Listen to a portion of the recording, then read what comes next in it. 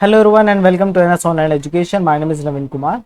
In this video we will cover chromatography in downstream processing, and in this video we will discuss principle of chromatography, types of chromatography, then what is differential migration and zone spreading. तो चलिए start करते हैं.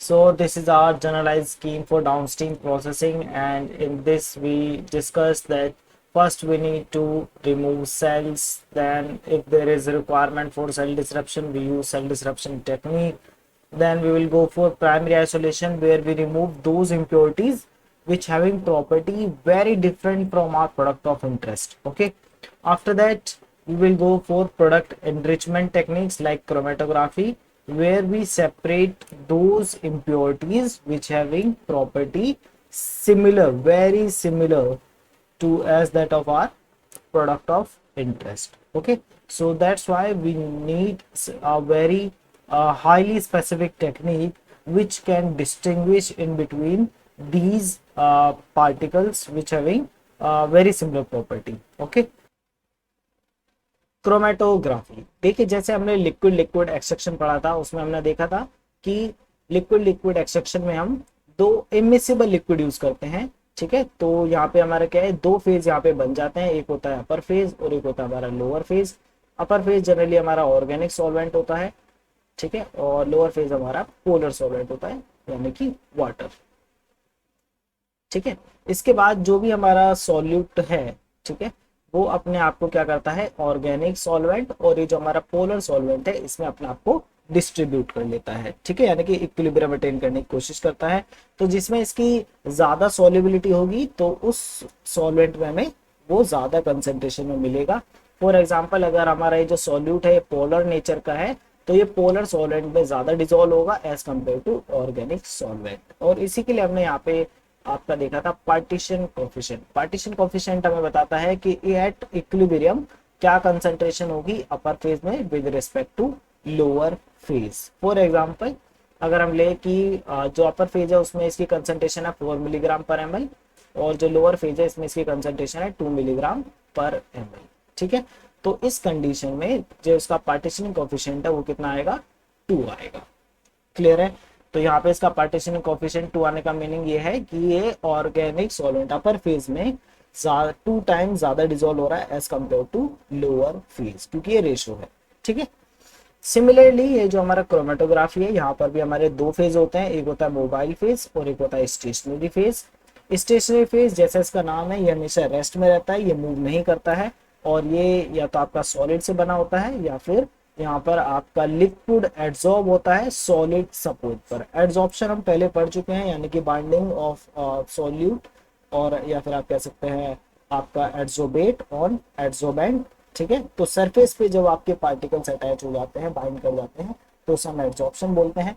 तो similarly यहाँ पर भी ये जो आपका लिक्विड है ये आपका एक लेयर फॉर्म कर लेगा सॉलिड सपोर्ट के ऊपर और ये भी आपका स्टेशनरी फेज की तरह एक्ट करेगा क्योंकि अब ये लिक्विड मूव नहीं करेगा. ठीक है, और एक होता है हमारा मोबाइल फेज. मोबाइल फेज जो है ये मूव करता है, फ्लो करता है आपका सॉलिड सपोर्ट के ऊपर. और ये जो मोबाइल फेज है ये यहाँ पे दो फंक्शन परफॉर्म करता है, एक तो ये सॉल्यूट को कैरी करता है यानी कि सैंपल को कैरी करता है और सेकंड ये आपका इल्यूजन भी कराता है.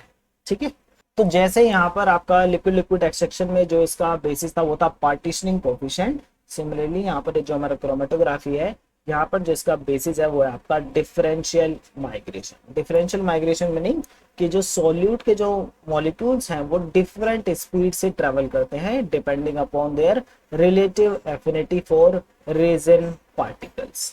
मीन्स कि जो सॉल्यूट स्टेशनरी फेज से ज्यादा इंटरेक्ट करेगा as compare to mobile phase तो वो कॉलम में उसकी स्पीड स्लो होगी और ऐसे सॉल्यूट के मॉलिक्यूल्स जिनकी एफिनिटी आप कह सकते हैं मोबाइल फेज के लिए ज्यादा होगी तो वो मोबाइल फेज के साथ ज्यादा फास्ट मूव करेंगे. ठीक है, तो इससे इसलिए वो कॉलम में सबसे पहले वो ही बाहर आएंगे जो कि मोबाइल फेज से ज्यादा इंटरेक्ट करेंगे और सबसे लास्ट में वो आएंगे जो स्टेशनरी फेज से इंटरेक्ट करेंगे. ठीक है, तो ये इससे क्या है, दैट मीन्स कि जो सॉल्यूट मॉलिक्यूल्स हैं वो डिफरेंट स्पीड से ट्रेवल करेंगे based on their affinity for stationery phase और ये जो डिफरेंट स्पीड है इसी की हम बोल रहे हैं डिफरेंशियल माइग्रेशन, ठीक है। और इसी की वजह से यहाँ पे हमें सेपरेशन मिलता है पार्टिकल्स का।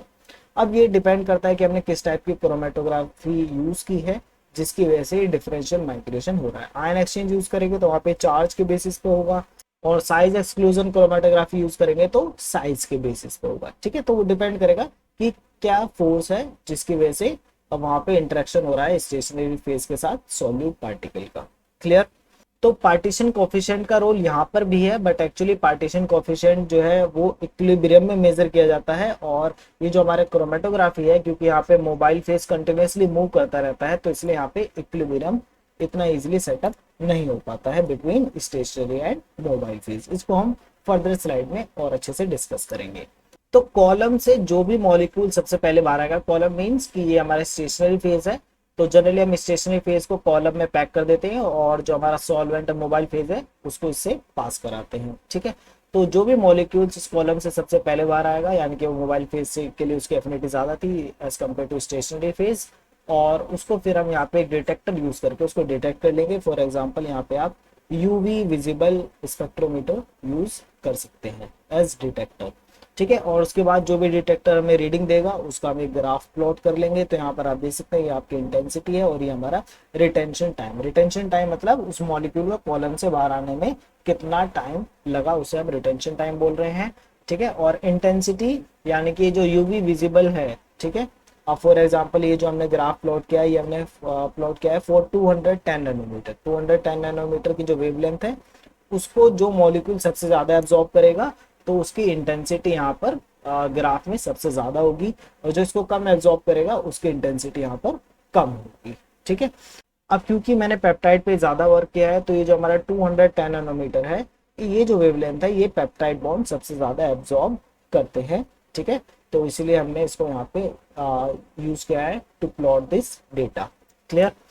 तो यहाँ पर आप देख सकते हैं ये आपकी इस टाइप की पीक्स आपको देखने के लिए मिलती हैं। तो ये हमने कुछ जूम किया हुआ है क्रोमेटोग्राम 25 से 50 मिनट के बीच में, अदरवाइज फुल क्रोमेटोग्राम कुछ ऐसा दिखता है, जिसमें ये जो आप पीक देख रहे हैं स्टार्टिंग में, ये आपका जो सॉल्वेंट होता है हमारे सैंपल के अंदर, जो हम सैंपल इंजेक्ट कर रहे हैं उसमें भी एक सॉल्वेंट होगा ना, ठीक है, या तो वाटर होगा, इथेनॉल होगा, जो भी है। तो ये उसका पीक आया है सबसे पहले, ठीक है।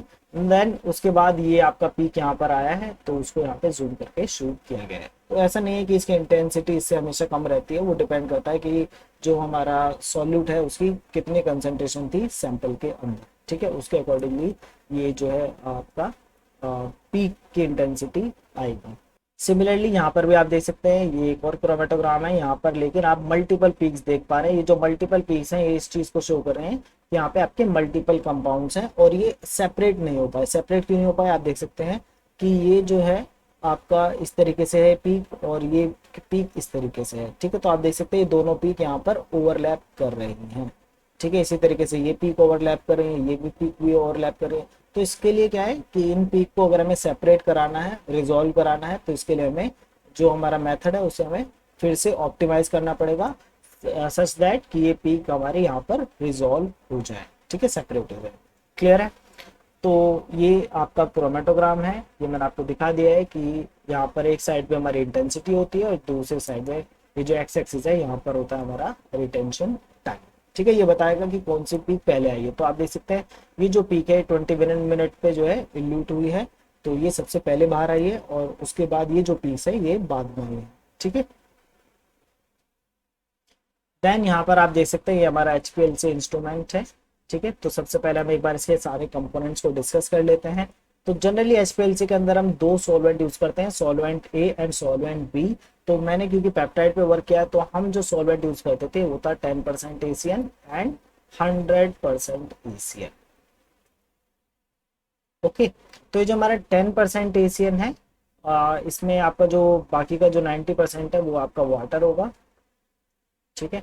इसमें हम 0.1% TFA भी ऐड कर देते हैं, ठीक है, बट हमें इतना डीप में नहीं जाना। तो नॉर्मली मैं बता देता हूँ आपको कि एक ये हमारा सॉल्वेंट हो गया, और ये हमारा बी सॉल्वेंट हो गया।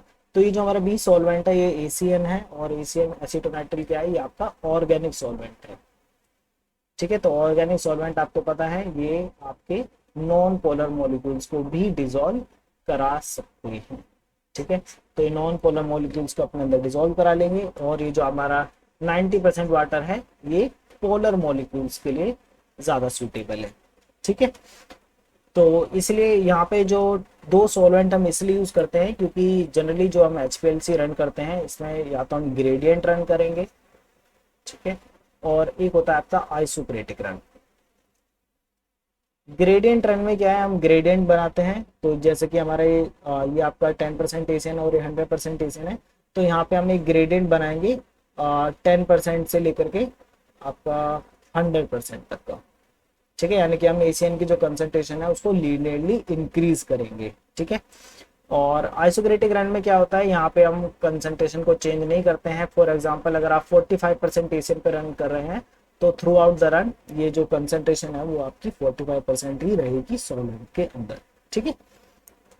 तो ग्रेडियंट और आइसोक्रेटिक दोनों को बनाने के लिए क्या है, हमें दो सॉल्वेंट की रिक्वायरमेंट होगी, क्योंकि हमें अगर ग्रेडियंट रन बनाना है तो ये दो सॉल्वेंट हमारी हेल्प करेंगे ग्रेडियंट बनाने के लिए। कैसे कि स्टार्टिंग में हमारा 10% रन करेगा और उसके बाद धीरे धीरे हम 100% एसियन की जो है यानी कि सॉल्वेंट बी जो है उसका फ्रैक्शन हम इंक्रीज करते चले जाएंगे। ठीक है। फॉर एग्जाम्पल मैं आपको एक प्रोग्राम बता देता हूँ। जैसे कि स्टार्टिंग में हम जो है ये हमारा क्रोमेटोग्राम कंसिडर कर लीजिए इसको। तो स्टार्टिंग में हम रन करेंगे आपका 5 मिनट्स तक हम रन करते हैं, वैसे तो 10 मिनट्स भी कर सकते हैं, 10% एसियन। ठीक है। तो 5 मिनट्स के लिए रन करेंगे तो कॉलम जो है इससे सेचुरेट हो जाएगा 10% एसियन से। आफ्टर दैट हम यहाँ पर अपना जैसे, और ये कैसे स्टार्ट होता है, ये आपका स्टार्ट होता है जैसे हम आपका सैंपल को इंजेक्ट करते हैं। ठीक है, कॉलम के अंदर। तो 5 मिनट्स के लिए 10% एसियन रन करेगा, उसके बाद धीरे धीरे जो है आपका एसियन की कंसंट्रेशन इंक्रीज करेंगे हम, और उसको कहाँ तक ले जाएंगे, 100% एसियन तक। 100% एसियन कैसे बनाएंगे, ये जो सॉल्वेंट बी है इसका फ्रैक्शन हम यहाँ पे इंक्रीज करते चले जाएंगे और जो सॉल्वेंट ए इसको डिक्रीज करते चले जाएंगे। ठीक है। तो एक टाइम ऐसा आएगा कि जो आपका सॉल्वेंट ए है इसका फ्लो रेट 0 हो जाएगा और जो सॉल्वेंट बी है इसका फ्लो रेट मैक्सिमम हो जाएगा। मैक्सिमम मतलब जो भी आपने सेट किया है फ्लो रेट, अगर आपने फॉर एग्जांपल 0.5 ml पर मिनट जैसे आपने यहाँ पे फ्लो रेट सेट किया हुआ है, या फिर आपने 1 ml पर मिनट जो है फ्लो रेट सेट किया है। ठीक है। तो जैसे ही आपका स्टार्टिंग में तो हमारा 10% एसियन रन कर रहा है, तो उस केस में 0.5 ml पर मिनट का फ्लो रेट होगा आपका सॉल्वेंट ए का, और जो सॉल्वेंट बी है वो स्टार्टिंग में रन नहीं करेगा, तो यहाँ पे कितना होगा इसका फ्लो रेट, स्टार्टिंग में 0 ml पर मिनट। ठीक है। बट जैसे जैसे हमारा ग्रेडियंट बनना स्टार्ट होगा तो सॉल्वेंट बी का जो फ्लो रेट है वो इंक्रीज होगा और सॉल्वेंट ए का जो है वो डिक्रीज होगा, और एक टाइम ऐसा आएगा जब 100% एसियन फ्लो करेगा कॉलम से, उस केस में ये मैक्सिमम हो जाएगा सॉल्वेंट बी का और ये सॉल्वेंट ए 0 हो जाएगा। आई होप ये आपको समझ में आ गया है। ठीक है। इसके बाद फॉर एग्जांपल ये जो है हम ग्रेडियंट इसको बनाना चाहते हैं 30 मिनट्स तक। ठीक है। तो यानी कि 5 मिनट से 30 मिनट यानी कि 25 मिनट का टाइम है ग्रेडियंट का। ठीक है। आफ्टर दैट हम इसे अगेन 5 या फिर 10 मिनट्स के लिए, फॉर एग्जांपल 10 मिनट्स के लिए हम इसको 100% एसियन पे रन करेंगे। उसके बाद फिर हमें इसे वापस से 10% एसियन पे लेकर के आना होगा कॉलम को। तो अगेन फिर हम यहाँ पे इसकी कंसंट्रेशन डिक्रीज करेंगे, यानी कि सॉल्वेंट बी का जो फ्लो रेट है उसको डिक्रीज करेंगे और ए का इंक्रीज करेंगे। तो फिर इससे अगेन ये यहाँ पर आ जाएगा। तो इसको हम 50 मिनट्स में कर सकते हैं इस वर्क को अगेन, और आफ्टर दैट अगेन हम 10 मिनट्स के लिए 10% एसियन रन करेंगे ताकि हमारा कॉलम फिर से 10% एसियन से सेचुरेट हो जाए। ठीक है। और इसको हम 60 मिनट तक रन करेंगे। क्लियर है। तो ये हमारा जो प्रोग्राम है वो कितने का हो गया, 60 मिनट का हो गया है। बट अगर आप यूज करते हैं ultra high pressure liquid chromatography, तो वहाँ पे ये प्रोग्राम जो है 30 मिनट्स का भी आप वहाँ पे बना सकते हैं, क्योंकि वहाँ पे फ्लो रेट और भी ज़्यादा हाई होता है और कॉलम की जो पैकेजिंग है वो भी काफ़ी कॉम्पैक्ट होती है। क्लियर। तो इस तरीके से हम ग्रेडियंट रन करते हैं। बट आइसोक्रेटिक में तो आपको सिर्फ 45% एसियन ही रन करना है, बट हो सकता है कि आपको कभी 60% एसियन भी रन करना हो, तो उस केस में भी हम दो ही सॉल्वेंट यूज करते हैं, क्योंकि हम बार बार 45% या फिर 60% नहीं प्रिपेयर करेंगे। हम सिर्फ सॉल्वेंट ए और बी प्रिपेयर कर लेंगे और उसके बाद हम यहाँ पे प्रोग्राम में फीड कर देंगे कि हमें किस एक सॉल्वेंट को किस फ्लो रेट से रन कराना है और बी को किस फ्लो रेट से रन कराना है।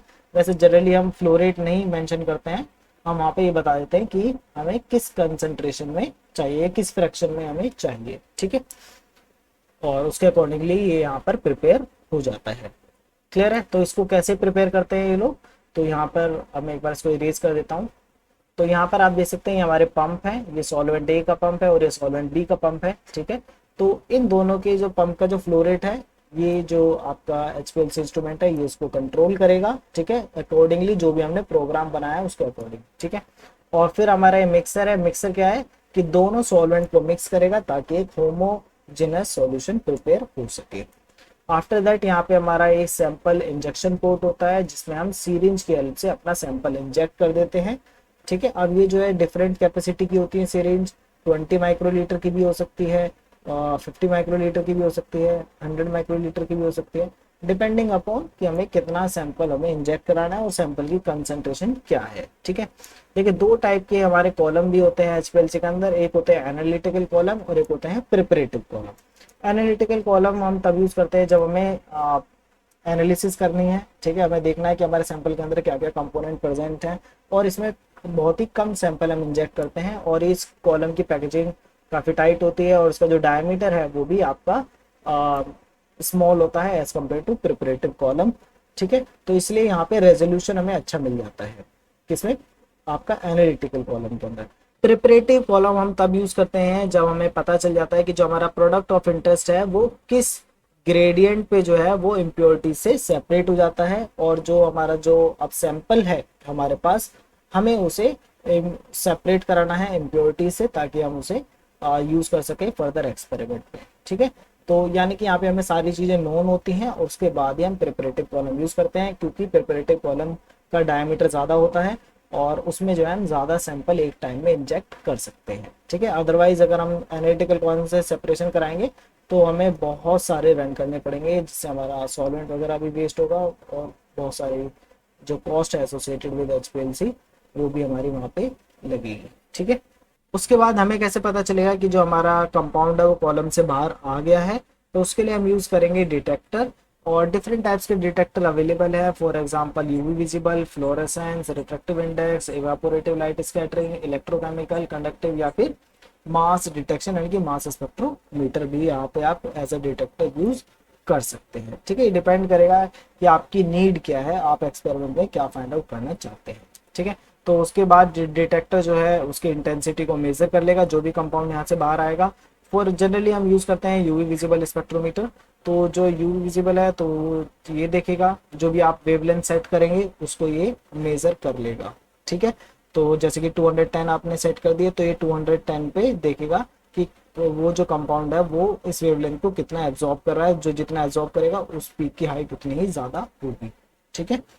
और उसके बाद यहाँ पे आप अपने सैंपल को कलेक्ट भी कर सकते हैं और उसके बाद आप अगर आज फॉर एग्जांपल आपने यूवी विजिबल यूज किया है तो उसके बाद आप उसके मास एनालिसिस के लिए माल्टी भी परफॉर्म कर सकते हैं ताकि आप कंफर्म कर लें कि जो आपका पेप्टाइड या फिर जो भी आपने कंपाउंड आपने कलेक्ट किया है सेपरेट करा है एचपीएलसी के थ्रू वो ही कंपाउंड है जिसके लिए आपने एक्सपेरिमेंट परफॉर्म किया, ठीक है।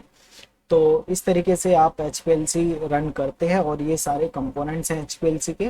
तो ये आप देख सकते हैं आपका एचपीएलसी कॉलम है, ये काफ़ी डेंसली पैक्ड होते हैं जैसे कि इस इमेज में भी आप देख सकते हैं, ये आपके सिलिका पार्टिकल्स हैं। इसको जूम करके भी यहाँ पे शो किया है, काफ़ी कॉम्पैक्ट होते हैं और यहाँ पे इन्होंने इसका केमिकल नेचर भी शो किया है। तो ये जो आपके पोरस सिलिका पार्टिकल्स हैं इनके सरफेस पे क्या है आपके कुछ फंक्शनल ग्रुप होंगे। अभी डिपेंड करेगा कि ये किस क्रोमेटोग्राफी के लिए डिजाइन किया गया है कॉलम, या आयन एक्सचेंज क्रोमेटोग्राफी के लिए डिजाइन किया है या फिर इन्होंने रिवर्स फेज क्रोमेटोग्राफी के लिए डिजाइन किया है या फिर नॉर्मल फेज क्रोमेटोग्राफी के लिए डिजाइन किया है। तो उसके ऊपर डिपेंड करेगा कि इसका जो सरफेस पे जो है किस टाइप के फंक्शनल ग्रुप होंगे, ठीक है। तो जैसे कि आप यहाँ पर देख सकते हैं ये आपकी कार्बन चेन्स है यहाँ पे इसके ऊपर, तो कार्बन चेन है तो आप इसे बोल सकते हैं फॉर एग्जाम्पल ये C18 कॉलम हो सकता है। तो C18 मतलब कार्बन की चेन्स है यहाँ पर, ठीक है, उसकी लेंथ यहाँ पे बताई गई है। तो ये जो कार्बन चेन्स हैं ये आपको मैंने बताया था कि नॉन पोलर होती है नेचर में क्योंकि इनका जो इलेक्ट्रोनेगेटिविटी का डिफरेंस इतना ज़्यादा नहीं होता इनके बॉन्ड में। तो अब ये नॉन पोलर है तो यानी कि ये जो हमारा स्टेशनरी फेज है वो यहाँ पे नॉन पोलर है as compare to mobile phase, ठीक है। तो ये आपका रिवर्स फेज क्रोमेटोग्राफी में यूज किया जाता है, ठीक है। और रिवर्स फेज क्रोमेटोग्राफी जो है ये पेप्टाइड सेपरेशन के लिए काफ़ी ज़्यादा यूज़ की जाती है, तो मैंने भी इसी पे ही वर्क किया है। नाउ जैसे कि आपने देखा कि यहाँ पे ये जो कॉलम है ये काफ़ी डेंसली पैक्ड है, इसीलिए हम यहाँ पर हाई प्रेशर पंप यूज़ करते हैं, क्योंकि लिक्विड यहाँ से इजीली पास नहीं हो पाएगा इस कॉलम से। ठीक है, तो हाई प्रेशर पंप जो है वो इस जो आपका सॉल्वेंट है उसको पुश करेंगे कि वो इस कॉलम से पास हो। क्लियर, इसलिए ये है आपका हाई प्रेशर लिक्विड क्रोमेटोग्राफी। यहाँ पे आप इंस्ट्रूमेंट भी देख सकते हैं। ये इंस्ट्रूमेंट जो है ये वाटर्स कंपनी का है, और ये काफ़ी हाई क्वालिटी के इंस्ट्रूमेंट डिज़ाइन करते हैं और इनकी कॉस्ट भी थोड़ी ज़्यादा होती है।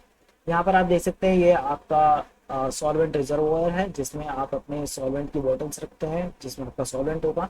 ठीक है, तो आप यहाँ पे अब तो जो है 2 से ज़्यादा सॉल्वेंट भी आप HPLC में यूज़ कर सकते हैं। ठीक है, अब ये जो आपके HPLC सॉल्वेंट है ये आपके ट्यूबिंग्स के थ्रू कनेक्ट होते हैं पंप से, और यहाँ पर आपका एक डीगैसर भी होता है। डीगैसर का वर्क होता है कि अगर कोई बबल आ जाता है ट्यूबिंग में तो उसको रिमूव करना, ताकि वो कॉलम के अंदर ना जाए। ठीक है, उसके बाद यहाँ पर आपके ऑटो सैंपलर भी होते हैं। ऑटो सैंपलर जो है अपने आप से ही सैंपल को इंजेक्ट करा देते हैं कॉलम के अंदर। इसके अलावा आपको एक इंजेक्शन पोर्ट भी मिलता है, जिसमें आप अपना सैंपल मैनुअली इंजेक्ट कर सकते हैं। ठीक है, इसके बाद यहाँ पर आप देख सकते हैं ये आपका HPLC कॉलम है। HPLC कॉलम से पहले एक आपका गार्ड कॉलम भी लगा होता है।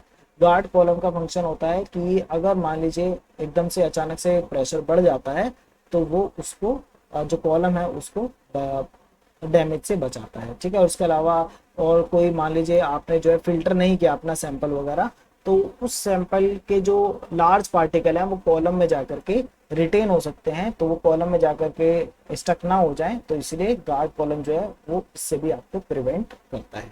ठीक है, इसके बाद फिर आता है आपका डिटेक्टर, जो कि कॉलम से जो भी आपका कंपाउंड बाहर आएंगे तो उसको डिटेक्टर डिटेक्ट कर लेगा। क्लियर, तो ये हमारा HPLC इंस्ट्रूमेंट है। इसके अलावा आप और भी यूनिट्स यहाँ पे अटैच कर सकते हैं based on your requirement. Now different types of chromatography available in the market, और ये जो डिफरेंट टाइप्स हैं ये इस बेसिस पे है कि ये किस प्रॉपर्टी को टारगेट करते हैं सेपरेशन कराने के लिए। ठीक है, जैसे कि इसमें सबसे पहले जो हमारा टाइप है दैट इज लिक्विड क्रोमेटोग्राफी। तो यहाँ पे मोबाइल फेज आपका लिक्विड होगा, और इसके भी फर्दर टाइप्स है, जैसे कि आपका एड्सॉर्प्शन क्रोमेटोग्राफी। एड्सॉर्प्शन क्रोमेटोग्राफी हम पहले एड्सॉर्प्शन डिस्कस कर चुके हैं प्राइमरी आइसोलेशन में। वहां पे हमने देखा था कि पार्टिकल्स बाइंड कर जाते हैं सरफेस पे। अगर हम फिजिकल एड्सॉर्प्शन की बात करें तो वहाँ पे वीक इंटरेक्शन इन्वॉल्व होते हैं। आयन एक्सचेंज की बात करें तो वहाँ पे इलेक्ट्रोस्टैटिक फोर्सेज इन्वॉल्व होते हैं। तो उसके बेसिस पे आपके एड्सॉर्प्शन के भी टाइप्स हैं। ठीक है, तो यहाँ पर जो है आपका based on adsorption of solid molecule on solid particle such as alumina and silica gel. तो यहाँ पे किस टाइप के इंटरेक्शन इन्वॉल्व होते हैं? Weak van der Waals forces and steric interaction. तो इस बेसिस पे यहाँ पे सेपरेशन होगा। देन नेक्स्ट है आपका लिक्विड लिक्विड पार्टीशन क्रोमेटोग्राफी, यानी कि आपका जो दोनों ही आपके फेज हैं स्टेशनरी और या फिर आप कह लीजिए मोबाइल फेज, दोनों ही लिक्विड है।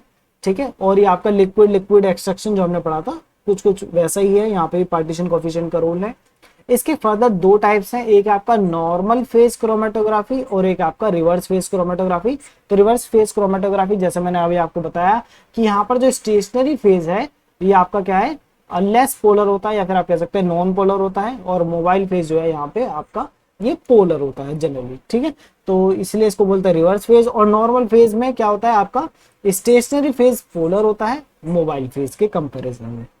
क्लियर, तो यही डिफरेंस है बस नॉर्मल फेज और रिवर्स फेज क्रोमेटोग्राफी का। देन नेक्स्ट टाइप है आपका आयन एक्सचेंज क्रोमेटोग्राफी। तो आपको यहाँ पे तो पता ही है कि यहाँ पे इलेक्ट्रोस्टैटिक फोर्सेज इन्वॉल्व होती हैं, positive positive repel and negative similar charge repel each other and opposite charge attract each other. तो based on adsorption of ion, तो ये भी एड्सॉर्प्शन का एक टाइप है।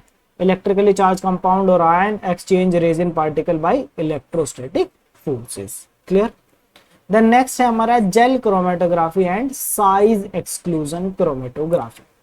तो साइज और जेल क्रोमेटोग्राफी में क्या होता है, यहाँ पर आपके जो एक जेल कॉलम होता है और यहाँ पे आपकी जेल बीड्स होती हैं। अब ये जो बीड्स हैं इनके अंदर पोर्स होते हैं। तो पोर्स हैं तो क्या है, जब हम यहाँ पे सैंपल पास करते हैं तो जिन पार्टिकल्स का साइज इन पोर साइज से, जो आपका बीड्स हैं जेल बीड्स हैं, इसके पोर साइज से छोटा होगा वो पार्टिकल्स यहाँ पे एंटर कर जाएंगे जेल के अंदर। ठीक है, और जिन पार्टिकल्स का साइज इसके पोर साइज से ज्यादा बड़ा होगा वो यहाँ पे बिना मतलब पार्टिकल के अंदर एंटर नहीं करेंगे, तो वो क्या है आपके मोबाइल फेज के साथ यहाँ पर बाहर आ जाएंगे। तो सबसे पहले वो पार्टिकल्स बाहर आते हैं यहाँ पर जिनका साइज जेल के पोर साइज से बड़ा है, क्योंकि वो उसके अंदर एंटर ही नहीं कर पाए। और जो एंटर कर जाएंगे अब, क्योंकि वो थोड़ा उन्हें रेजिस्टेंस फेस करना पड़ेगा, क्योंकि जेल के अंदर से, इस जेल बीड के अंदर से उनको मूव करना पड़ेगा, तो उन्हें थोड़ा टाइम लगता है बाहर आने के लिए।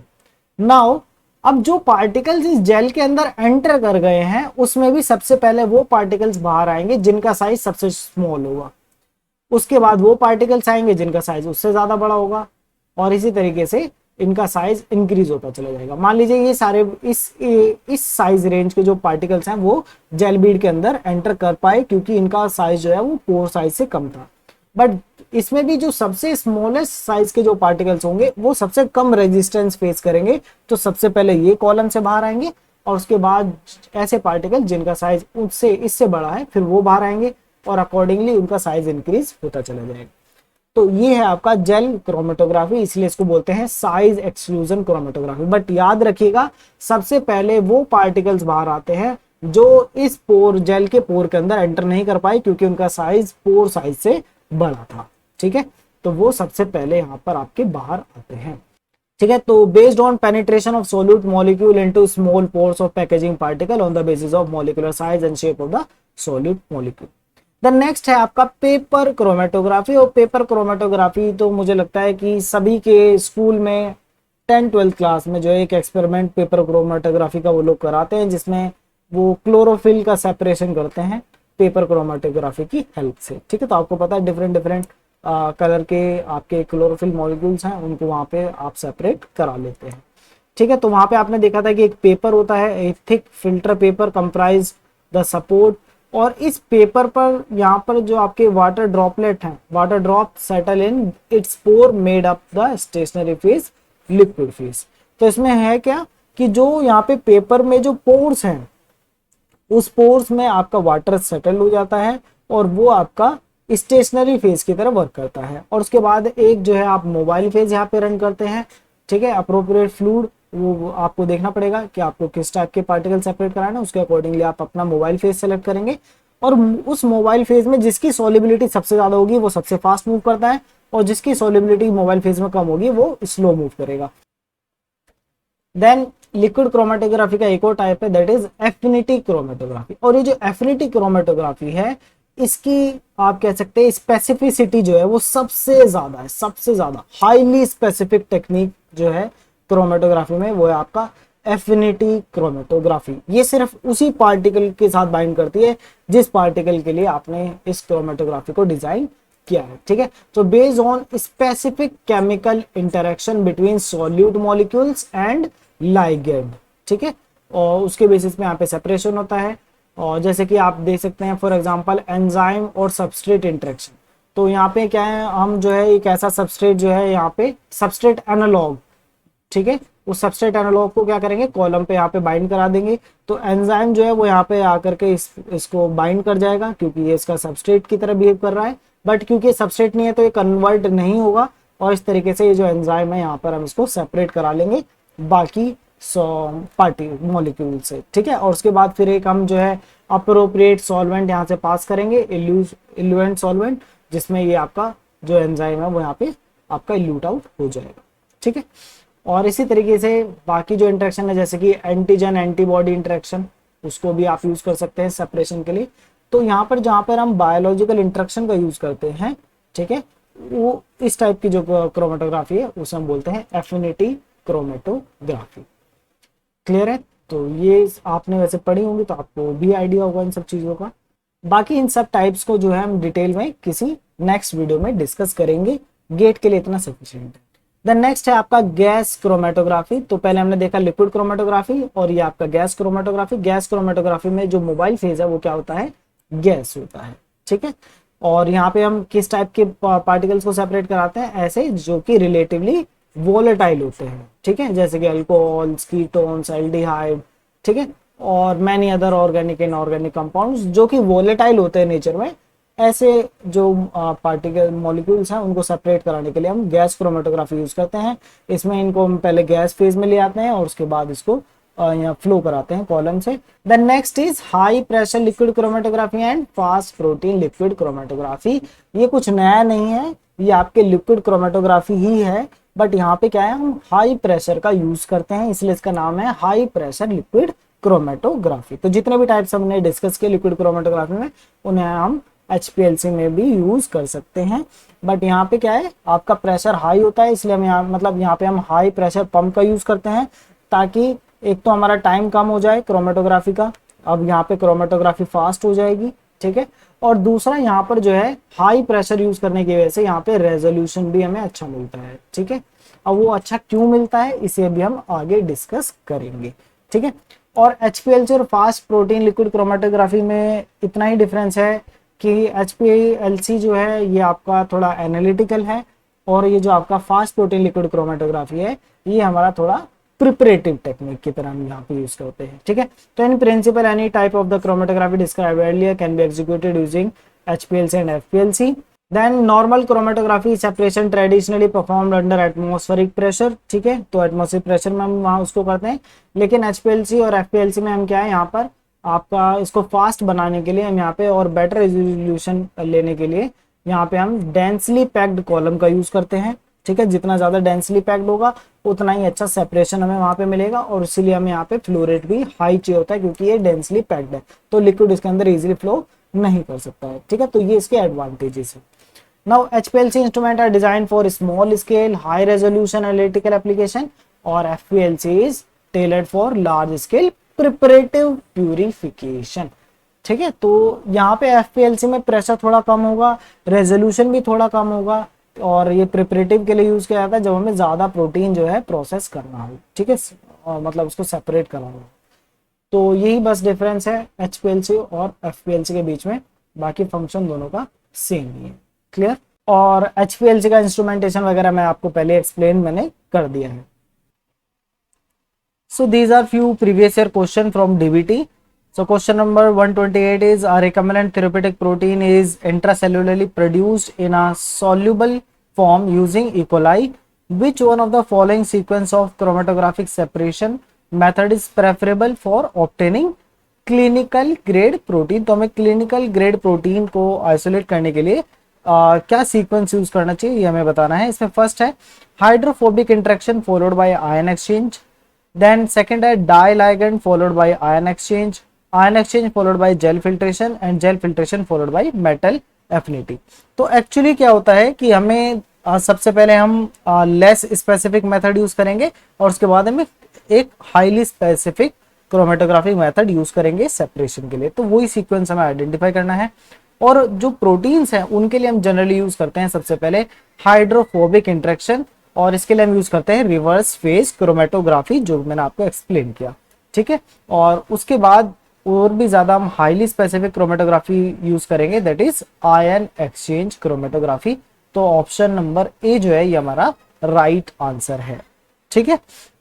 आयन एक्सचेंज के बाद जेल फिल्ट्रेशन हम कभी नहीं करते, क्योंकि जेल फिल्ट्रेशन हाईली स्पेसिफिक नहीं है, वो साइज के बेसिस पे जो है आपका पार्टिकल्स को सेपरेट करता है, ठीक है।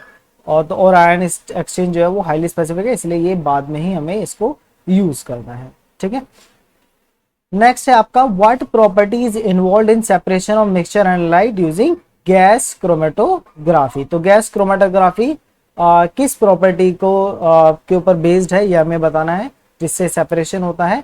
तो इसमें एक आपका पार्टीशनिंग, कंडक्टिविटी, मास या फिर पोलैरिटी। तो जो हमारा गैस क्रोमेटोग्राफी है यहाँ पर ये होता है on the basis of partitioning, ठीक है। पार्टीशनिंग कोएफिशिएंट हमने पहले पढ़ लिया है। तो क्वेश्चन प्रैक्टिस करना बहुत जरूरी है।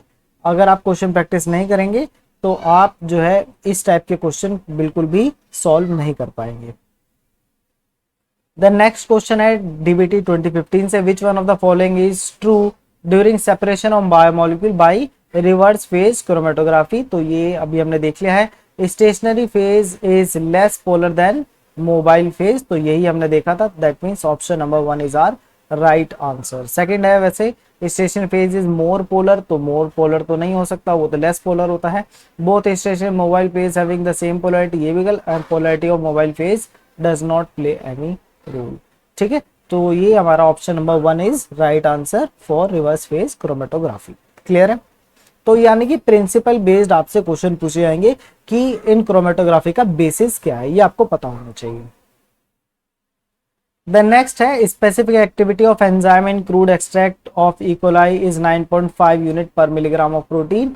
The specific activity increase to 68 unit per milligram of protein upon ion exchange chromatography. आपको बताना है फूल्ड प्यूरिफिकेशन कितना है। तो ये बहुत ईजी है, आपको सिंपली क्या है डिवाइड कर देना है। तो हमारा कितना हो गया है फाइनल 68 यूनिट पर एमजी और इनिशियल कितना था 9.5। तो अगर हमें फोल्ड प्यूरिफिकेशन निकालना है तो फाइनल डिवाइडेड बाय इनिशियल, इतना ही बस हमें करना है और इसका जो रेशियो होगा वो आपका फोल्ड प्यूरिफिकेशन बता देगा।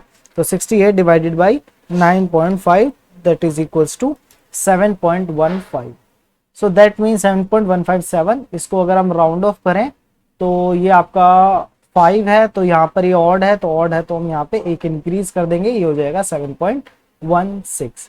कितने डेसिमल के बाद कितने डिजिट तक हमें आंसर देना है ये हमें गेट में क्वेश्चन पेपर में मेंशन होता है जो अब पेपर्स आते हैं, ठीक है।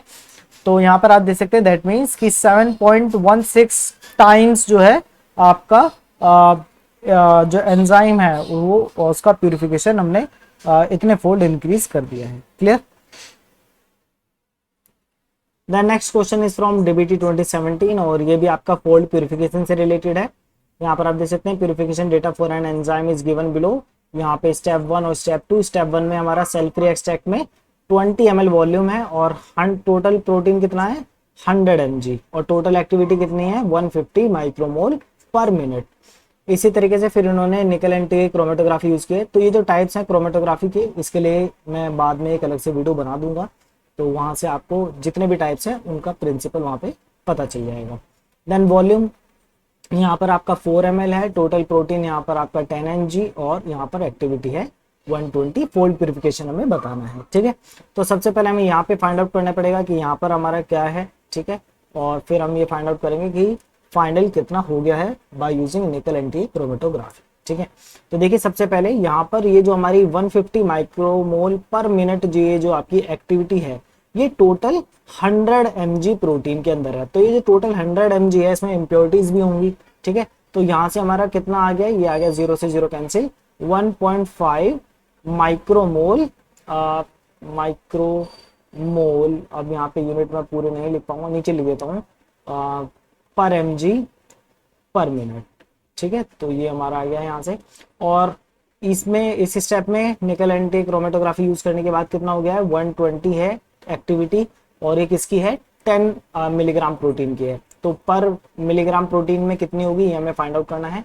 तो 0 से 0 कैंसिल, तो ये आ गया आपका 12 माइक्रोमोल पर mg पर मिनट, ठीक है। तो आप देख सकते हैं कि पहले जो एक्टिविटी थी पर मिलीग्राम प्रोटीन वो थी 1.5 और अब ये कितनी हो गई है, अब ये हो गई है 10 माइक्रोमोल पर मिलीग्राम प्रोटीन, यानी कि आपका प्यूरिफिकेशन हुआ है, ठीक है। तो आप देख सकते हैं अब ये एक्टिविटी ज्यादा शो कर रहा है पर मिलीग्राम प्रोटीन। तभी तो कंपेयर करेंगे जब हम पर मिलीग्राम दोनों का कंपेयर करेंगे, क्योंकि ये तो 100 मिलीग्राम में है और ये सिर्फ 10 मिलीग्राम में है। तो दोनों को कंपेयर करने के लिए हमें ये फाइंड आउट करना पड़ेगा कि पर मिलीग्राम की एक्टिविटी क्या है। क्लियर है? तो अब हमें पता चल गया है फाइनल कितनी है 12, इनिशियल कितनी है 1.5। तो आप अगर हम दोनों को डिवाइड कर दें 12 divide by 1.5 that will give you answer 8, ठीक है। तो यानी कि 8 फोल्ड यहाँ पे प्यूरिफिकेशन हुआ है। तो our answer is option number 8। Clear है? तो आप जो है दैट मीन्स अगर आपको कंपेयर करना है तो आपको सबसे पहले ये फाइंड आउट करना पड़ेगा कि पर मिलीग्राम प्रोटीन, क्योंकि उस वो जो ये जो आपका पर मिलीग्राम प्रोटीन है इसमें इम्प्योरिटीज भी प्रेजेंट है। तो हमें देखना होगा कि पर मिलीग्राम प्रोटीन में कितनी एक्टिविटी वो शो कर रहा है, ठीक है। देन अब हम थोड़ा डिटेल में डिस्कस करेंगे डिफरेंशियल माइग्रेशन। तो डिफरेंशियल माइग्रेशन बेसिस है क्रोमेटोग्राफी सेपरेशन का। इसमें जैसे कि हमने देखा था कि जो डिफरेंट सॉल्यूट के जो पार्टिकल्स हैं वो डिफरेंट स्पीड से मूव करते हैं कॉलम के अंदर, ठीक है। क्यों? क्योंकि जो उनकी एफिनिटी है स्टेशनरी फेज के लिए वो डिफरेंट है, ठीक है। अब ये क्या मतलब, ये जो इंटरेक्शन है स्टेशनरी फेज का और ये जो हमारा सॉल्यूट है ये डिपेंड करेगा कि हम किस टाइप की क्रोमेटोग्राफी यूज कर रहे हैं। हम आयन एक्सचेंज यूज कर रहे हैं या फिर हम एड्सॉर्प्शन क्रोमेटोग्राफी यूज कर रहे हैं, रिवर्स फेज क्रोमेटोग्राफी यूज कर रहे हैं, किस टाइप की क्रोमेटोग्राफी यूज कर रहे हैं, उसके बेसिस पे हमें यहाँ पे देखना पड़ेगा कि इनके बीच में किस टाइप का इंटरेक्शन होगा। तो जैसे अगर हम बात करें रिवर्स फेज क्रोमेटोग्राफी की, तो जैसे कि हमने देखा कि इसमें स्टेशनरी फेज जो है ये आपका ये आपका लेस पोलर होता है as compare to mobile phase.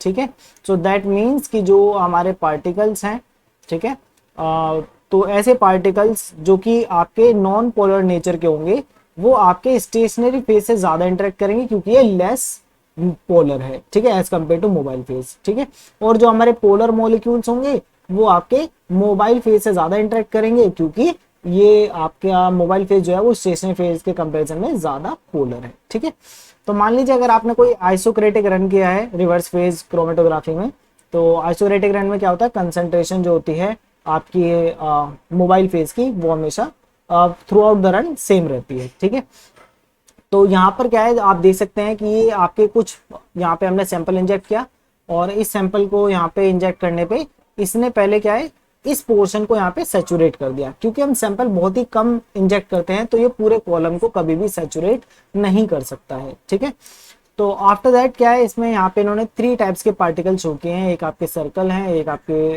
ये स्क्वायर शेप है और एक आपका ट्राइंगल शेप है। ठीक है, तो यहाँ पे शेप सिर्फ इसलिए यहाँ पे चू की गई है ताकि ये बता सके कि डिफरेंट सॉल्यूट पार्टिकल्स हैं, बाकी इनका इससे कोई लेना देना नहीं है कि ये कौन पहले आएगा कौन बाद में आएगा।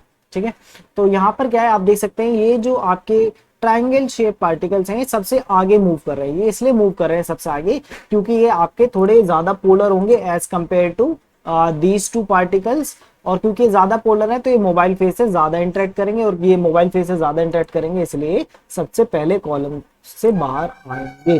ठीक है, और इसके अपोजिट क्या है, ये जो आपके सर्कल वाले पार्टिकल्स हैं क्योंकि ये आपके थोड़े नॉन पोलर नेचर के होंगे तो ये स्टेशनरी फेज से ज्यादा इंटरेक्ट करेंगे तो इसलिए ये जो है सबसे पीछे होंगे। ठीक है, इनको मूव करने में थोड़ा टाइम लगेगा और ये इन बिटवीन नेचर के होंगे पोलैरिटी में तो इसलिए ये इन दोनों के बीच में मूव कर रहा है। ठीक है, तो आप कह सकते हैं कि यहाँ पे on the basis of their polarity या फिर हाइड्रोफोबिसिटी के बेसिस पे रिवर्स फेज क्रोमेटोग्राफी या फिर जो नॉर्मल फेज क्रोमेटोग्राफी है उसमें सेपरेशन होता है। ठीक है, रिवर्स और नॉर्मल फेज में सिर्फ इतना डिफरेंस है कि स्टेशनरी फेज जो है नॉन रिवर्स फेज में वो नॉन पोलर होता है रिलेटिव टू मोबाइल फेज। ठीक है, और जो नॉर्मल फेज है उसमें वो स्टेशनरी फेज पोलर होता है रिलेटिव टू मोबाइल फेज, बाकी बेसिस दोनों का सेम रहेगा। ठीक है, अब क्योंकि ये आपका सबसे पहले बाहर आएंगे कॉलम से, ठीक है, ट्राइंगल शेप के, तो इसलिए सबसे पहले क्रोमेटोग्राम में जो पीक आएगी वो इनकी आएगी, यानी कि डिटेक्टर सबसे पहले इन्हें डिटेक्ट करेगा। आफ्टर दैट ये आपके ये स्क्वायर शेप पार्टिकल बाहर आएंगे तो फिर जो डिटेक्टर है वो इनको डिटेक्ट करेगा तो इनका क्रोमेटोग्राम शो करेगा। और यहाँ पर आप देख सकते हैं इस डायरेक्शन में टाइम इंक्रीज हो रहा है तो सबसे बाद में ये आपके पार्टिकल्स आएंगे, यानी कि सबसे ज्यादा नॉन पोलर हैं as compare to these 2 particle. और अगर हम यहाँ पे आयन एक्सचेंज क्रोमेटोग्राफी यूज करते हैं, फॉर एग्जांपल हम बात करते हैं कि हमारा ये जो कॉलम है ये है आपका एनायन एक्सचेंज रेजिन। क्या है, एनायन एक्सचेंज रेजिन हमने यहाँ पे लिया है। तो मैंने आपको बताया है कि आपको इसका मीनिंग क्या है एनायन एक्सचेंज रेजिन का, ये एनायंस को एक्सचेंज करता है। इसका मतलब ये नेगेटिव चार्ज जो मॉलिक्यूल्स हैं उनको बाइंड करता है, उन तभी बाइंड करेगा तभी तो एक्सचेंज करेगा। और तो दैट मीन्स ये जो एनायन एक्सचेंज रेजिन है इसके ऊपर खुद के ऊपर कैसा चार्ज होगा, पॉजिटिव, ताकि ये नेगेटिव मॉलिक्यूल्स को बाइंड कर सके। ठीक है, तो अगर यहाँ पे हम एनायन एक्सचेंज रेजिन का एग्जांपल लेंगे तो उस केस में ये जो सबसे पहले जो पार्टिकल बाहर आ रहे हैं ये पॉजिटिवली चार्ज होंगे। ठीक है, ऐसा क्यों, क्योंकि ये सबसे पहले बाहर आ रहे हैं, इसका मतलब ये इनके ऊपर नेगेटिव चार्ज बहुत कम है या फिर ये पॉजिटिवली चार्ज है। क्योंकि पॉजिटिव पॉजिटिव रिपेल करता है तो आयन एक्सचेंज रेजिन में ये नहीं रह पाएंगे और इसलिए सबसे पहले ये बाहर आ जाएंगे। ठीक है, अब ये आयन एक्सचेंज रेजिन क्योंकि नेगेटिवली चार्ज मॉलिक्यूल से बाइंड करता है तो ये वाले जो मॉलिक्यूल्स हैं ये आप कह सकते हैं कि इनके ऊपर ये वीकली नेगेटिव चार्ज हैं। ठीक है, as compare to these circle, क्योंकि आपके सबसे ज्यादा पीछे मूव कर रहे हैं इसका मतलब ये सबसे ज्यादा इंटरेक्ट कर रहे हैं रेजिन के साथ। ठीक है, यानी कि कॉलम की स्टेशनरी फेज के साथ, तो इसका मतलब इनके ऊपर स्ट्रॉन्ग नेगेटिव चार्ज इनके ऊपर प्रेजेंट होगा। ठीक है, तभी ये ज्यादा इंटरेक्ट कर रहे हैं। क्लियर है, तो इसीलिए अगर आप आयन एक्सचेंज या फिर आयन एक्सचेंज क्रोमेटोग्राफी की बात करें जिसमें आपने आयन एक्सचेंज रेजिन यूज किया है तो उस केस में जो सबसे पहले बाहर मॉलिक्यूल्स आएंगे वो सबसे ज्यादा पॉजिटिव होंगे और जो सबसे बाद में आएंगे वो सबसे ज्यादा नेगेटिवली चार्ज होंगे। रीजन मैंने आपको बता दिया।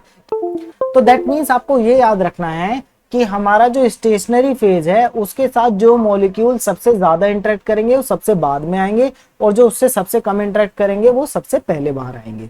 ठीक है, और जो सबसे पहले बाहर आते हैं सबसे पहले वो ही हमारा डिटेक्टर उनको डिटेक्ट करेगा, तो क्रोमेटोग्राम में सबसे पहले वो ही नजर आएंगे। क्लियर है? तो आई होप ये आपको समझ में आ गया होगा। तो यहाँ पर क्या होता है कि जो सॉल्यूट्स हैं, ठीक है, ये आपके अल्टरनेटली एडजॉर्ब भी होते हैं और डिसॉर्ब भी होते हैं। क्यों? क्योंकि यहाँ पे हमने बात करी है पार्टीशन कोफिशिएंट की। ठीक है, पार्टीशन कोफिशिएंट हमने पढ़ा था कि पार्टीशन कोफिशिएंट हमें बताता है equilibrium concentration of particle in upper and lower phase. तो यहाँ पे हमारा क्या है, यहाँ पर अपर लोअर फेज तो है नहीं, तो यहाँ पर क्या है आपका एक स्टेशनरी फेज है और एक हमारा मोबाइल फेज है। ठीक है, तो उसमें ये जो है मॉलिक्यूल्स पार्टीशन हो जाते हैं, यानी कि इक्विलिब्रियम अटेन करने की कोशिश करते हैं। ऑल्दो इक्विलिब्रियम अटेन नहीं हो पाता है, ये हम फर्दर स्लाइड्स में डिस्कस करेंगे। तो बट लेकिन कोशिश रहती है कि इक्विलिब्रियम अटेन हो।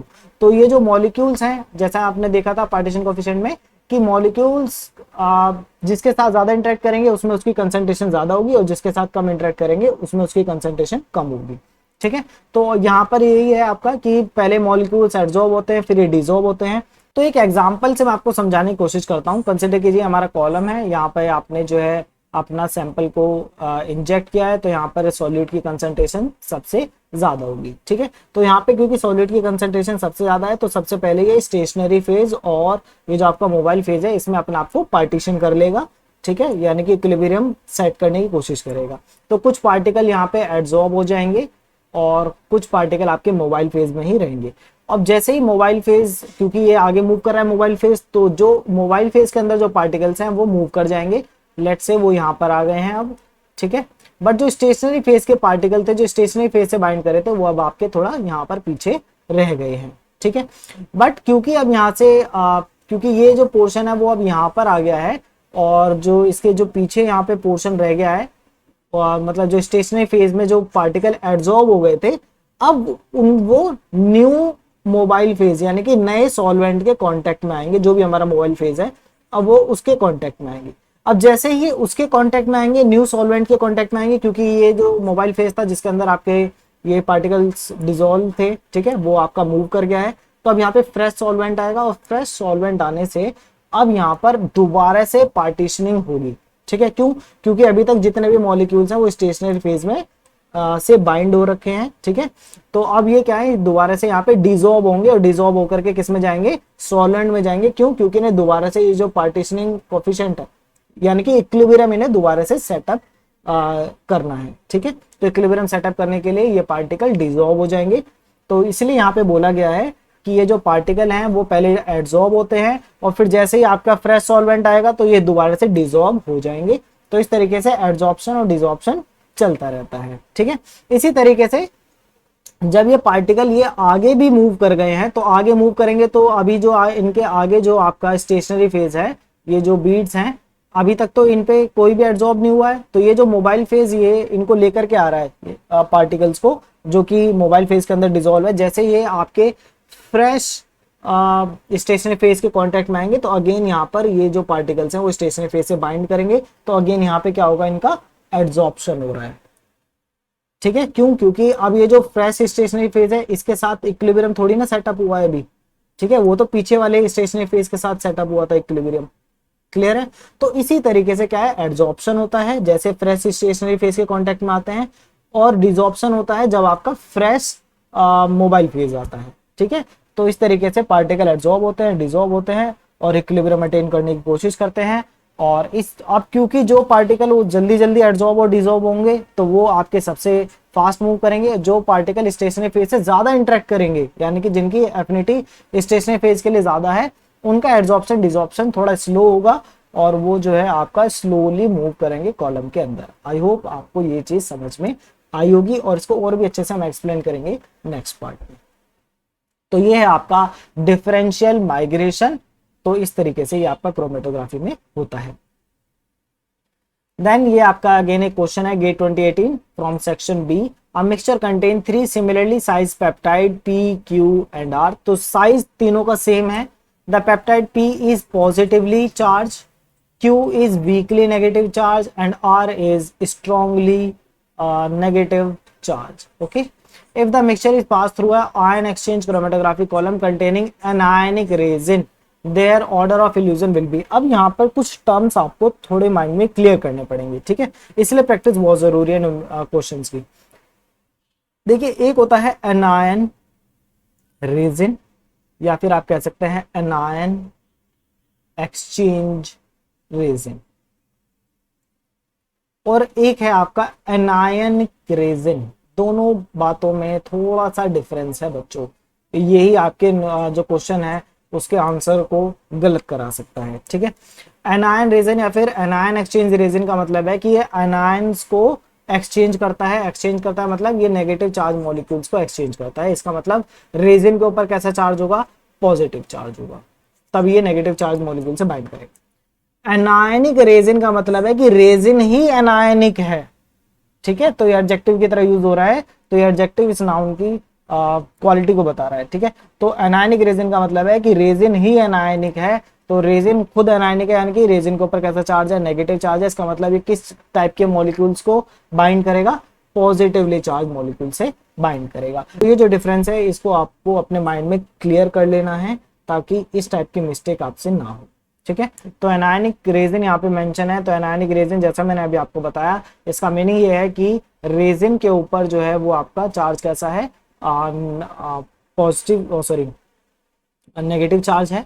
और ये किस टाइप के मॉलिक्यूल को एक्सचेंज करेगा, ये एक्सचेंज जिस टाइप के मॉलिक्यूल को कर रहा है वो उनके ऊपर कैसा चार्ज होगा, पॉजिटिव चार्ज होगा, ठीक है। अगर सिंपल एनायन रेजिन लिखा है मतलब वो एनायन को एक्सचेंज कर रहा है, या फिर एनायन एक्सचेंज रेजिन लिखा है तो इसका मतलब वो एनायन को एक्सचेंज करता है। बट एनायनिक रेजिन लिखा है, इसका मतलब रेजिन के ऊपर ही नेगेटिव चार्ज है, ठीक है। तो ये आपका नाउन है, ये आपका एडजेक्टिव है, इस चीज का आपको याद रखना है। इसी तरीके से कैटायन और cationic resin, cation exchange resin और कैटायनिक रेजिन में भी ये डिफरेंस होगा। तो दैट मीन्स अब हमारे जो ये जो एक्सचेंज है वो किसका हो रहा है, पॉजिटिव चार्ज मॉलिक्यूल्स का हो रहा है। तो जिनके ऊपर ज्यादा स्ट्रांगली पॉजिटिव चार्ज होगा वो इस नेगेटिव से ज्यादा स्ट्रांगली बाउंड करेंगे, तो वो आपके सबसे लास्ट में आएंगे। और ये नेगेटिव नेगेटिव रिपेल मतलब सिमिलर चार्ज रिपेल करते हैं, तो जो इसके रेजिन के ऊपर नेगेटिव चार्ज है तो नेगेटिव पेप्टाइड्स को रिपेल करेगा, तो वो सबसे पहले आएंगे, ठीक है। तो यहाँ पर ये जो हमारा क्रोमेटोग्राम बनेगा, तो उसमें आप देख सकते हैं इन्होंने बताया है कि आर जो है इसके ऊपर ये स्ट्रांगली नेगेटिव है, स्ट्रांगली नेगेटिव है, यानी कि ये रेजिन जो है इसको स्ट्रांगली रिपेल करेगा। तो सबसे पहले जो डिटेक्टर है वो किसको डिटेक्ट करेगा, आर को, क्योंकि सबसे पहले यही बाहर आएगा, ठीक है। क्योंकि इसके ऊपर स्ट्रॉन्ग नेगेटिव चार्ज है तो यहाँ पे रिपल्शन भी स्ट्रॉन्ग होगा। क्यू के ऊपर वीकली नेगेटिव चार्ज है, तो यानी कि रिपल्शन तो है बट आर जितना नहीं है, तो ये आर के बाद कौन आएगा, क्यू आएगा, ठीक है। तो ये आपका क्यू हो गया, और इसकी आपका स्लाइटली नेगेटिव चार्ज है। और ये जो आपका पी पेप्टाइड है, क्योंकि पॉजिटिवली चार्ज है तो ये तो इससे बाइंड करने की कोशिश करेगा, तो ये सबसे ज्यादा रिटेन होगा कॉलम में, तो इसको बाहर आने में टाइम लगेगा। तो सबसे लास्ट में कौन आएगा, पी। तो दैट मीन्स हमारा जो सीक्वेंस है वो है आर क्यू पी, ठीक है। तो स्ट्रॉन्ग नेगेटिव सबसे पहले, देन वीक नेगेटिव उसके बाद, और सबसे बाद में आएगा आपका पॉजिटिव। क्लियर है। तो ये जो ऑप्शन नंबर बी है ये हमारा राइट आंसर है, R Q P is the correct sequence. I hope ये आपको क्लियर हो गया होगा। नेक्स्ट है जोन स्प्रेडिंग या फिर पीक ब्रॉडेनिंग। देखिए, जब हमारा कंपाउंड कॉलम से बाहर आता है तो हमें कुछ इस टाइप का क्रोमेटोग्राम देखने के लिए मिलता है, जिसमें आप देख सकते हैं कि सबसे पहले आपकी कंसंट्रेशन इंक्रीज हो रही है उस कंपाउंड की, फिर मैक्सिमम हो जाती है, और उसके बाद ये डिक्रीज तो होती है, बट यहाँ पे आपको टेलिंग जैसा पैटर्न देखने के लिए मिल रहा है, ठीक है, यानी कि एकदम से जीरो नहीं होती है। तो ये जो आपका टेलिंग जैसा पैटर्न यहाँ पे आपको देखने के लिए मिल रहा है, इसी को हम बोलते हैं जोन स्प्रेडिंग या फिर पीक ब्रॉडेनिंग। अब ये जो जोन स्प्रेडिंग होता है ये इससे कुछ प्रॉब्लम अराइज होती है। फॉर एग्जांपल जैसे कि आप यहाँ पे देख सकते हैं हमारी दो पीक हैं, ठीक है, बट ये आप देख सकते हैं कि ये ओवरलैप कर रही है। तो ये ओवरलैप इसलिए कर रही है क्योंकि यहाँ पे आपका जोन स्प्रेडिंग हो गया है। अगर ये जोन स्प्रेडिंग नहीं होता और ये जो आपका कंपाउंड है वो इंस्टेंटली कॉलम से बाहर आ जाता, तो ये आपके ओवरलैप नहीं कर पाते, बट ऐसा तो होता नहीं है नेचर में। तो ये क्या है, यहाँ पे आपका ओवरलैपिंग हो जाती है जोन स्प्रेडिंग की वजह से। तो जब मैं इस पीक को कलेक्ट करने की कोशिश करूंगा, मान लीजिए हमारा प्रोडक्ट ऑफ इंटरेस्ट है, तो उसके साथ साथ कुछ पार्ट जो है, कुछ कंसंट्रेशन जो है वो इस पीक की भी यहाँ पर आ जाएगी हमारे सैंपल के अंदर, ठीक है। तो इसीलिए जो है हम नहीं चाहते कि जोन स्प्रेडिंग हो, ठीक है। और जितनी कम जोन स्प्रेडिंग होगा उतना ही अच्छा जो है हमारा रेजोल्यूशन हमें देखने के लिए मिलेगा। तो ये जो इशू है ये हमें तभी फेस करना पड़ेगा जब हमारा जो प्रोडक्ट ऑफ इंटरेस्ट है उसकी प्रॉपर्टी इम्प्योरिटी से काफ़ी मिलती है, ठीक है। तो ये इनकी जो पीक है वो काफ़ी क्लोज होंगी। अदरवाइज जो है इनकी पीक अगर ज़्यादा डिस्टेंस पे बन रही है तो हमें इससे कोई प्रॉब्लम नहीं होगी, ठीक है। तो कुछ फैक्टर्स हैं जो कि ये जो आपका जोन स्प्रेडिंग है इसको अफेक्ट करते हैं। इसमें फर्स्ट फैक्टर है आपका एक्सियल डिफ्यूजन या फिर लॉन्गिट्यूडनल डिफ्यूजन। तो डिफ्यूजन आपको पता है when compounds move from their higher concentration to lower concentration, that is diffusion. और इसे हमने कवर किया था फिक्स लॉ ऑफ डिफ्यूजन के अंदर जब हमने मास ट्रांसफर पढ़ा था, ठीक है। तो आप इस इमेज में देख सकते हैं यहाँ पर ये आपका स्टेशनरी फेज है, ठीक है, ये जो व्हाइट कलर के पार्टिकल्स हैं। और यहाँ पर ये जो आपका लिक्विड फ्लो का पाथ है उसको डार्क एरो से शो किया गया है। और ये जो ब्लैक कलर की डॉट्स आप देख रहे हैं ये आपके सॉल्यूट मॉलिक्यूल्स हैं। तो आप देख सकते हैं इस रीजन में सॉल्यूट मॉलिक्यूल की कंसंट्रेशन ज्यादा है, और ये जो इसके बिफोर और जो आफ्टर रीजन है यहाँ पर आपके सॉल्यूट की जो कंसंट्रेशन है वो कम है। अगर हम मान लें कि जो हमारा सॉल्यूट है उसकी एफिनिटी मोबाइल फेज के लिए ज्यादा है तो मोबाइल फेज में रहना की कोशिश करेगा, ठीक है। और इस रीजन में इसकी कंसंट्रेशन सबसे ज्यादा है। तो आप अगर क्रोमेटोग्राम में देखेंगे तो उस रीजन में जो पीक है उसकी हाइट जो इंटेंसिटी है वो इस रीजन के लिए मैक्सिमम होगी। क्लियर। नाउ होता क्या है, क्योंकि अब यहाँ पे सोल्यूट की जो कंसंट्रेशन है वो इस रीजन में सबसे ज्यादा है, ठीक है, और इससे जो बिफोर और आफ्टर का जो पोर्शन है उसमें कम है। तो यहाँ पर जो है सोल्यूट मॉलिक्यूल्स मूव करेंगे from higher concentration to lower concentration. तो ये जो आप बैक एरो देख रहे हैं, ठीक है, ये किसके हैं, ये एक्सियल डिफ्यूजन के हैं, ठीक है। अगर आप लोगों को याद हो तो हमने पढ़ा था एक प्लग फ्लो। प्लग फ्लो में क्या होता है कि आपकी वेलोसिटी इतनी ज्यादा हाई होती है कि आपका एक्सियल डिफ्यूजन नहीं होता है। यहाँ पर रेनॉल्ड्स नंबर काफी हाई होता है प्लग फ्लो के अंदर। तो ये हमने प्लग फ्लो रिएक्टर में डिस्कस किया था।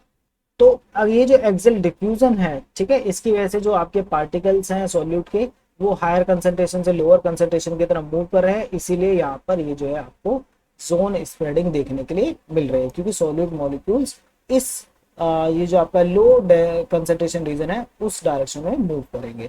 और ये अगर आगे मूव करेंगे तो इतना इफेक्ट नहीं पड़ेगा, क्यों, क्योंकि मोबाइल फेज भी तो आगे की तरफ मूव कर रहा है, तो वो इन सॉल्यूट को ये जो हाई डेंसिटी रीजन है इसको अपने साथ आगे लेकर के मूव करेगा मोबाइल फेज, ठीक है। तो इसलिए आगे इतना इफेक्ट यहाँ पे देखने के लिए नहीं मिलेगा, बट ये जो पीछे की तरफ एक्सियल डिफ्यूजन है उसकी वजह से हमें टेलिंग देखने के लिए मिलेगी।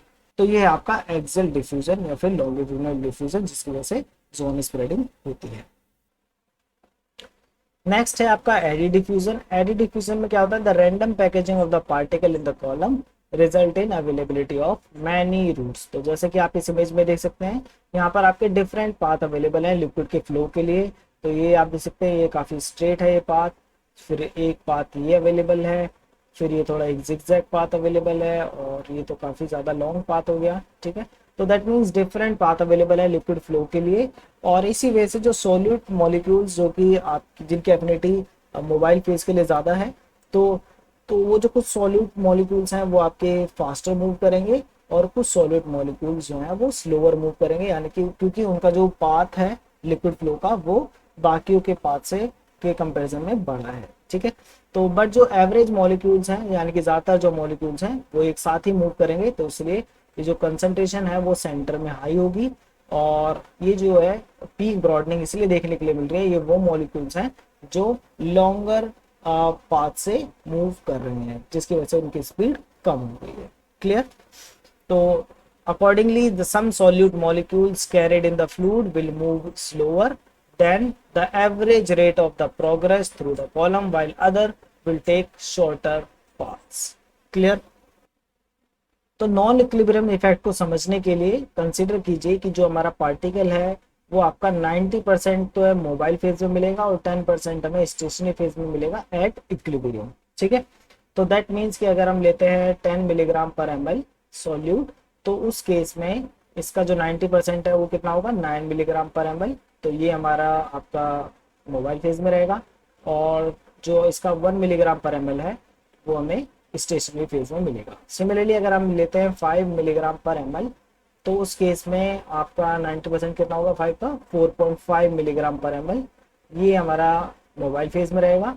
और 0.5 मिलीग्राम पर ml ये हमारा स्टेशनरी फेज में रहेगा एट इक्विलिब्रियम। क्लियर। तो आपने देखा कि अगर हमारी डिफरेंट कंसंट्रेशन है सॉल्यूट की, तो जो हमारी मोबाइल और स्टेशनरी फेज में जो कंसंट्रेशन होती है वो भी आपकी डिफरेंट होती है। ठीक है, तो इसी वजह से यहाँ पर आपका ये नॉन इक्विलिब्रियम इफेक्ट हमें देखने के लिए मिलेगा। तो सबसे पहले इस रीजन को कंसिडर करते हैं, ये आपका पॉइंट ए आप इसे कंसिडर कर सकते हैं। तो इस रीजन में क्या है कि आपका ये कंसंट्रेशन यहाँ पर इंक्रीज हो रही है। ठीक है, और इंक्रीज होकर के ये यहाँ पर आपकी मैक्सिमम हो जाएगी। ठीक है, ये जो आपके स्टेशनरी पार्टिकल्स हैं ये आपके जो आपका सॉल्यूट है उससे बाइंड करने की कोशिश करेंगे, क्योंकि हमने सैंपल किस में इंजेक्ट किया है, मोबाइल फेज पे। ठीक है, तो जैसे ही मोबाइल फेज आएगा तो मोबाइल फेज में जो सॉल्यूट के पार्टिकल्स है उनकी कंसंट्रेशन ज्यादा है, बट हमने देखा है कि अगर आपकी कंसंट्रेशन 10 मिलीग्राम पर एम है तो मोबाइल फेज में सिर्फ 9 मिलीग्राम पर एम रहेगी, बाकी जो आपका 1 मिलीग्राम पर एम है वो स्टेशनरी फेज से बाइंड हो जाने चाहिए। ठीक है, एब्जॉर्ब हो जानी चाहिए। ठीक है, तो ये जो 1 मिलीग्राम पर एम है वो आपके जो पार्टिकल्स है सॉल्यूट के वो आपके स्टेशनरी फेज से बाइंड करने की कोशिश करेंगे ताकि इक्विलिब्रियम अटेन हो सके। बट इससे पहले कि इक्विलिब्रियम अचीव हो पाए उससे पहले ये जो आपका मोबाइल फेज है वो आगे मूव कर जाएगा। ठीक है, जैसे ही मोबाइल फेज आगे मूव करेगा तो आप देख सकते हैं यहाँ पे इस डायरेक्शन में सॉल्यूट की कंसेंट्रेशन इंक्रीज हो रही है। तो अब ये रीजन आ जाएगा फॉर एग्जाम्पल। ठीक है, तो इस रीजन में जो है आपकी कंसंट्रेशन और ज्यादा इंक्रीज हो जाएगी मोबाइल फेज के अंदर। अभी तो हमने ये वाला रीजन देखा था, तो यहाँ पे इस रीजन में आपकी फॉर एग्जांपल 10 मिलीग्राम पर एमएल थी यहाँ पर कंसंट्रेशन, और इस रीजन में हम मान लेते हैं कि यहाँ पर जो आपकी कंसंट्रेशन है लेट्स से वो है आपकी 12 मिलीग्राम पर एमएल। ठीक है, एक एग्जाम्पल ले रहे हैं। ठीक है, तो अब इस रीजन में और भी ज्यादा कंसंट्रेशन है क्योंकि मोबाइल फेज आगे मूव किया है, तो ये जो रीजन है अब वो आ गया है यहाँ पर इस स्टेशनरी पार्टिकल के पास। इसकी वजह से अब यहाँ पर एक न्यू इक्विलिब्रियम सेट होगा, क्योंकि मैंने अभी आपको बताया कि डिफरेंट कंसंट्रेशन के लिए इक्विलिब्रियम कंसंट्रेशन डिफरेंट होती है। ठीक है, तो अब क्योंकि यहाँ पे कंसंट्रेशन बढ़ गई है सॉल्यूट की, तो अब यहाँ पे जो है ये जो स्टेशनरी पार्टिकल है स्टेशनरी फेज है ये अब आपका न्यू इक्विलिब्रियम अटेन करने की कोशिश करेगा, तो ये और सॉल्यूट पार्टिकल से बाइंड करने की कोशिश करेगा। बट इससे पहले ये अगेन न्यू इक्विलिब्रियम को अचीव कर पाए ये मोबाइल फेज अगेन जो है आगे मूव कर जाएगा। अब जैसे ही मोबाइल फेज आगे मूव करेगा अब ये जो कंसंट्रेशन है वो डिक्रीज हो रही है। ठीक है, अब ये रीजन आ गया, तो ये आपका बी पॉइंट आप इसे कंसिडर कर सकते हैं। तो इस रीजन में क्या है, जो कंसंट्रेशन है सॉल्यूट की वो डिक्रीज हो रही है। तो आप कंसिडर कीजिए कि इस पॉइंट पे यहाँ पे जो कंसंट्रेशन है वो आपकी 5 मिलीग्राम पर एमएल। तो 5 मिलीग्राम पर एमएल है, तो हमने देखा कि मोबाइल फेज में कितनी होनी चाहिए 4.5 और स्टेशनरी फेज में होनी चाहिए 0.5। बट इस पॉइंट पर, ठीक है, इस पॉइंट पर यहाँ पे क्या होगा कि स्टेशनरी फेज में कंसंट्रेशन ज्यादा होगी। क्यों? क्योंकि ये इक्विलिब्रियम अटेन कर रहा था किसके साथ, 12 मिलीग्राम पर एमएल के साथ। तो फॉर एग्जांपल हम यहाँ कंसिडर कर लेते हैं कि यहाँ पर इस समय जो आपका स्टेशनरी पार्टिकल है इस पे कंसंट्रेशन है 1 मिलीग्राम पर एमएल।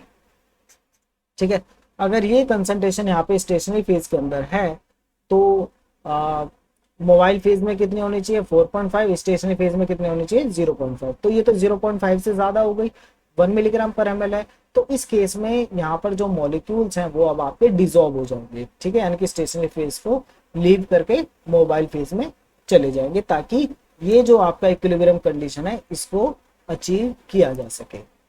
ठीक है, बट क्योंकि मोबाइल फेज कंटिन्यूसली आगे मूव कर रहा है तो इससे पहले यहाँ पे इक्विलिब्रियम अटेन हो पाए, यानी कि जो पार्टिकल्स है वो ज्यादा से ज्यादा पार्टिकल को ये मोबाइल फेज में भेज सके, इससे पहले आपका ये रीजन आ जाएगा। अब इस रीजन में क्या है, आप देख सकते हैं इस रीजन में आपकी जो कंसंट्रेशन है मोबाइल फेज में वो और ज्यादा डिक्रीज हो जाएगी। तो इसके कंपैरिजन में आपके ये जो स्टेशनरी पार्टिकल है उसकी कंसंट्रेशन अभी भी ज्यादा होगी। तो दैट मीन्स जैसे जैसे मोबाइल फेज आगे मूव करेगा और मोबाइल फेज के अंदर जो कंसंट्रेशन है वो डिक्रीज होती चली जाएगी सॉल्यूट की, अकॉर्डिंगली ये जो स्टेशनरी फेज है, मतलब ये जो आपका पार्टिकल है, ये आप जो मॉलिक्यूल इसने बाइंड किए हैं उसको मोबाइल फेज में स्लोली रिलीज करता रहेगा। क्यों? क्योंकि इक्विलिब्रियम अचीव नहीं हो पा रहा है। ठीक है, तो जो पार्टिकल इससे बाइंड है वो ये स्लोली आपका डिसॉल्व कर देगा, जिसकी वजह से ये आपको जो है टेलिंग इफेक्ट यहाँ पे देखने के लिए मिल रहा है। क्यों? क्योंकि यहाँ पे स्टेशनरी फेज जो है वो कंटिन्यूसली जो पार्टिकल उसने बाइंड किए थे उनको यहाँ पे रिलीज कर रहा है मोबाइल फेज में, ताकि न्यू इक्विलिब्रियम जो है फॉर न्यू कंसंट्रेशन मेंटेन किया जा सके। आई होप ये आपको क्लियर हो गया है। तो यही आपका नॉन इक्विलिब्रियम इफेक्ट तो इसी को हमने एब्जॉर्प्शन और डिजॉर्प्शन में भी मैंने आपको बताया था कि जैसे आपका स्टार्टिंग में पार्टिकल्स बाइंड करेंगे स्टेशनरी फेज के साथ ताकि इक्विलिब्रियम अचीव कर सकें, ठीक है। बट जैसे जैसे ये मोबाइल फेज आगे मूव करेगा तो पहले कंसंट्रेशन इंक्रीज होती है तो न्यू इक्विलिब्रियम अटेन करने की कोशिश करेगा, बट जैसे ही आपकी कंसंट्रेशन डिक्रीज होना स्टार्ट होगी तो उसके बाद ये स्टेशनरी फेज धीरे धीरे इन पार्टिकल को डिसॉल्व करेगा, जिसकी वजह से टेलिंग इफेक्ट हमें देखने के लिए मिल रहा है, ठीक है। तो इस तरीके से आप जोन स्प्रेडिंग को कम कर सकते हैं by using densely packed column of fine particles. तो और यही चीज हम यूज करते हैं हाई प्रेशर लिक्विड क्रोमेटोग्राफी में। वहां पे जो हमारा कॉलम होता है वो डेंसली पैक्ड होता है और पार्टिकल्स का जो डायमीटर वो काफी स्मॉल होता है, इसी वजह से वहां पे surface area per unit volume ज्यादा होता है। अब क्योंकि वो इतना डेंसली पैक्ड है तो इसलिए हमें वहां पे हाई प्रेशर पंप यूज करने पड़ते हैं ताकि लिक्विड उसमें से फ्लो हो सके, ठीक है। Increasing the liquid flow rate will exacerbate non equilibrium effect. लेकिन अगर आप फ्लो रेट ज्यादा इंक्रीज कर देंगे तो वहां पे जोन स्प्रेडिंग इंक्रीज हो जाएगी। क्यों? क्योंकि यहाँ पे नॉन इक्विलिब्रियम, क्योंकि इक्विलिब्रियम आप सेटअप ही नहीं होने देंगे, वो मोबाइल फेज वहां से मूव कर जाएगा, ठीक है। तो हमें अगर आप थोड़ा फ्लो रेट को कम कर देंगे तो वहां पर क्या है आपका ज्यादा टाइम मिलेगा उन्हें स्टेशन फेज से इंटरेक्ट करने से, तो इक्विलिब्रियम वहां पे ज्यादा अटेन हो पाएगा, ठीक है। देन नेक्स्ट है आपका टेम्परेचर का इफेक्ट ऑन जोन स्प्रेडिंग। तो अगर आप टेम्परेचर इंक्रीज करते हैं तो इससे क्या है विस्कोसिटी रिड्यूस होती है और ये आपका जोन स्प्रेडिंग को क्या है डिक्रीज कर देता है, ठीक है। तो इसके फायदे हैं। और ये जो हमारा HPLC होता है इंस्ट्रूमेंट, उसमें जो है आपका जो एक आपका यूनिट ऐसा भी होता है जिसमें आप कॉलम का टेम्परेचर भी जो है मेंटेन कर सकते हैं, ठीक है। उसमें हीटिंग की फैसिलिटी भी होती है, तो उसमें आप जो है टेम्परेचर अपना सेट कर सकते हैं कि आपको किस टेम्परेचर पे रन कराना है। ये आपका डिपेंड करेगा कि आपके मॉलिक्यूल्स किस टेम्परेचर पे जो है ज्यादा अच्छा सेपरेशन देते हैं, ठीक है। Then rate of axial diffusion increases at high temperature. तो जैसे जैसे आप टेम्परेचर इंक्रीज करते हैं तो उसके साथ एक ड्रॉबैक ये है कि आपका एक्सियल डिफ्यूजन जो है वो इंक्रीज हो जाता है, ठीक है। तो ये यहाँ पर एक प्रॉब्लम रहेगी। आई होप ये वीडियो आप लोगों को पसंद आया होगा। इसमें हमने कुछ प्रीवियस ईयर क्वेश्चन भी अटेम्प्ट किए, ये काफी इंपॉर्टेंट है गेट एग्जाम के पॉइंट ऑफ व्यू से और DBT के लिए भी। और नेक्स्ट पार्ट में हम इसके बाकी प्रॉपर्टीज भी डिस्कस करेंगे, जैसे कि height equivalent theoretical plate, resolution कैसे फाइंड आउट करना है, सेपरेशन फैक्टर क्या है और कैपेसिटी फैक्टर क्या है। तो मिलते हैं नेक्स्ट वीडियो में, तब तक के लिए बाय बाय।